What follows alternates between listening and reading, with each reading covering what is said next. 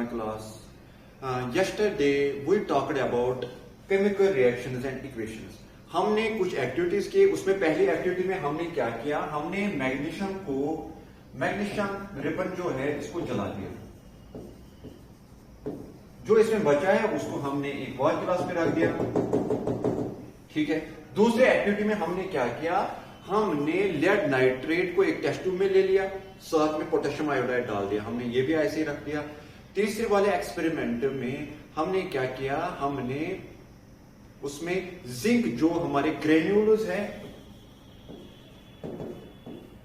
उनके साथ हमने आइदर कंसंट्रेटेड हाइड्रोक्लोरिक एसिड और सल्फ्यूरिक एसिड डाल दिया कुछ ड्रॉप्स में, फिर उसको शेक करके ऐसे रख दिया।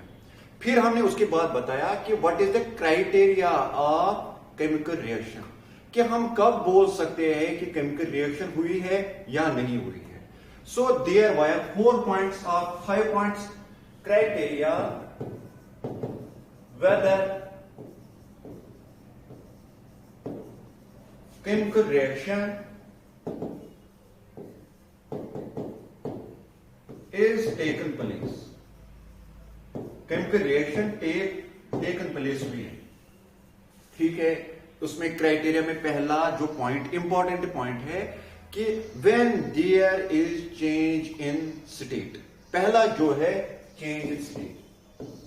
चेंज इन स्टेट का मतलब होता है अगर हमारे पास सॉलिड फॉर्म में है रिएक्टेंट, अगर वो लिक्विड फॉर्म में चेंज होगा तो हम बोलेंगे कि केमिकल रिएक्शन हो गई। अगर लिक्विड फॉर्म में है तो गैस फॉर्म में चेंज हो जाएगा, और अगर गैस फॉर्म में है तो सॉलिड और लिक्विड फॉर्म में वापस चेंज हो गया, तो हम बोल सकते हैं कि chemical reaction has taken place. दूसरा क्राइटेरिया जो है एवोल्यूशन ऑफ गैसेस, ठीक है। अगर हम केमिकल रिएक्शन कर रहे हैं, वहां से गैसेस पैदा हो रहे हैं या गैसेस बन रहे हैं, तो हम बोल सकते हैं आराम से कि केमिकल रिएक्शन हुई है। तीसरा जो क्राइटेरिया है, तीसरा इंपॉर्टेंट क्राइटेरिया है चेंज ऑफ कलर, ठीक है। फोर्थ क्राइटेरिया जो है temperature change, and fifth is amount change. These are the criteria by which we can say that chemical reaction has taken place. अगर आपको क्वेश्चन में आ जाएगा व्हाट इज केमिकल रिएक्शन, आप बोल सकते हैं एक्टिविटी 3 दिखा सकते हैं, फिर उसके बाद बता सकते हो कि there are certain criteria by which we can say that chemical reaction has taken place. Number 1 is change in state, दूसरा है change in amount of a substance, तीसरा है change in color, चौथा है change in temperature, and fifth most is evolution of gases. उसके बाद और एक टॉपिक है हमारे पास, that is equation. What is equation? Actually it is chemical equation. हम यहां लिख सकते हैं केमिकल इक्वेशन। केमिकल इक्वेशन का पहला पॉइंट जो है वो है इक्वेशन। इक्वेशन में हम बोल सकते हैं जो हमने 3 एक्टिविटीज की, मैग्नीशियम को जलाया, लेड नाइट्रेट को पोटेशियम आयोडाइड डाल दिया, और तीसरे वाले में हमने क्या किया, हमने तीसरी वाली एक्टिविटी भी हमने की, तो उसमें क्या हो रहा है, जिंक को हमने सल्फ्यूरिक एसिड और HCl डाल दिया। अब ये वर्ड फॉर्म में है, हमने मुंह से बोला या हमने लिख लिया कि हमने ये एक्टिविटी की। अगर हम इन्हीं 3 एक्टिविटीज को वर्ड वाले फॉर्म में लिखेंगे तब उसको बोलेंगे हम इक्वेशन। हमने एक लंबी सी दास्तान लिखी, अगर हम उसको शॉर्ट फॉर्म में लिखेंगे हम उसको बोलेंगे इक्वेशन। इक्वेशन क्या होती है, reactants are converted into products.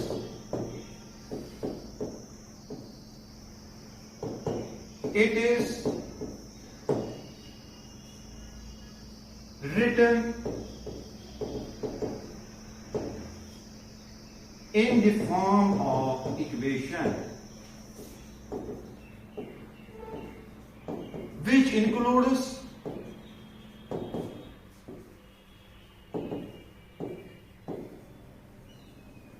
reactants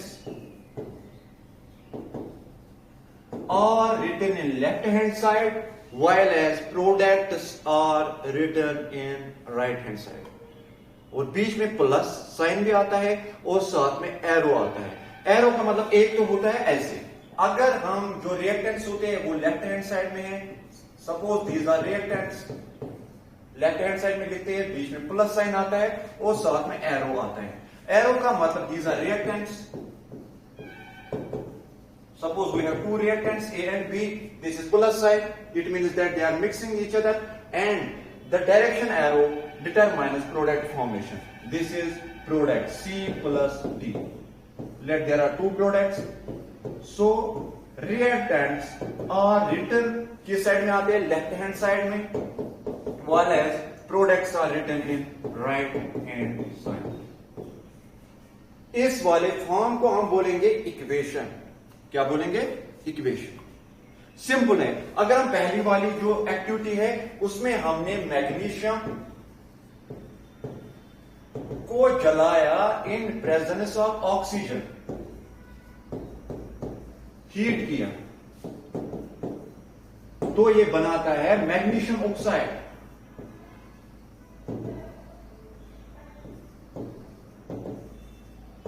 Reactants are written in left hand side while as products are written in right hand side. This is equation. समझ में आ रहा है इक्वेशन क्या होती है? This is equation. उसके बाद केमिकल इक्वेशन आपकी आती है। केमिकल इक्वेशन का मतलब होता है, हमने अभी तक इक्वेशन लिख ली, अगर हम इस इक्वेशन को फर्दर रिड्यूस करेंगे शॉर्टेस्ट फॉर्म में, which determines chemical reaction. Chemical equation क्या determine करती है? Determines chemical reaction.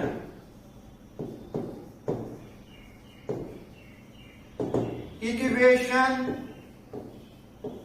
is further reduced into shortest form.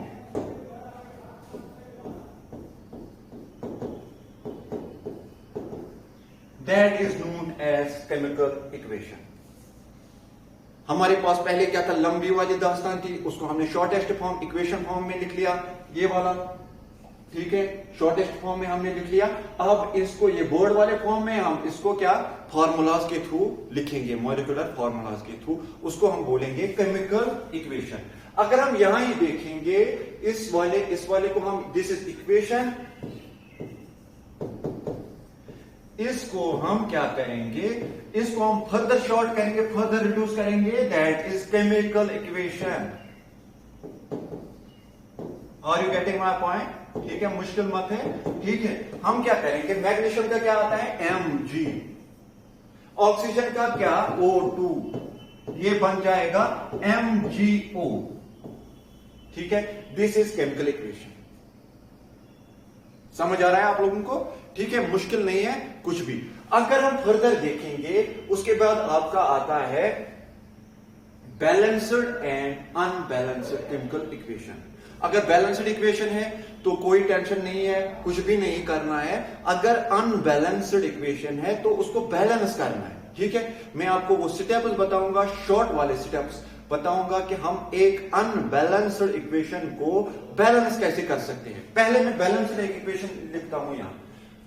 We have iron in presence of sulfuric acid.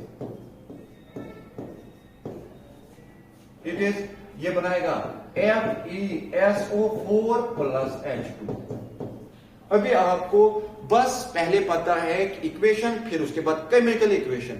आपको सॉलिड, लिक्विड, गैस का भी पता नहीं, हम किसको सॉलिड बोलेंगे, यहां किसको लिक्विड बोलेंगे, वो होता है फर्दर वो बैलेंस्ड इक्वेशन में। लास्ट वाला स्टेप जो होता है उसमें हम बोलते हैं, क्योंकि हमारी इक्वेशन बेहतरीन होती है, ठीक है। हम पहले देखेंगे कि बैलेंस्ड इक्वेशन क्या होती है। बैलेंस्ड इक्वेशन क्या होती है कि एक लॉ है, law of conservation of mass. It means that mass can neither be created nor destroyed, but it can be changed from one form to another form.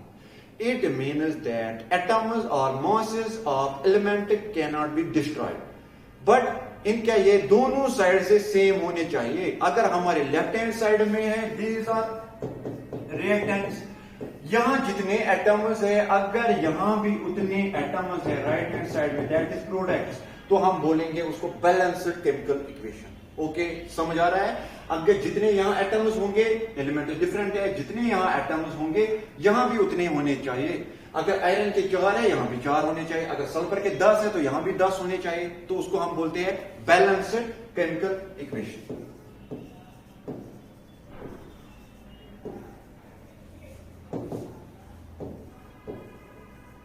It means that atoms or masses of atoms or masses of elements or atoms should be same on left and right hand. On LHS, that is reactants, and RHS, that is products.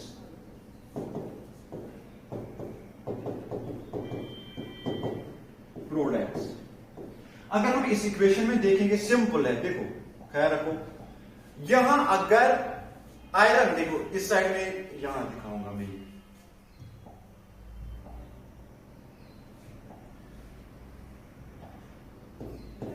Fe plus H2SO4, FeSO4 plus H2, हम देखेंगे balanced है या नहीं.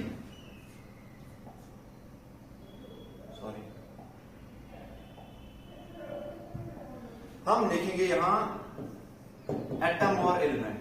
Atom LHS का मतलब होता है reactants और HS का मतलब होता है प्रोडक्ट्स.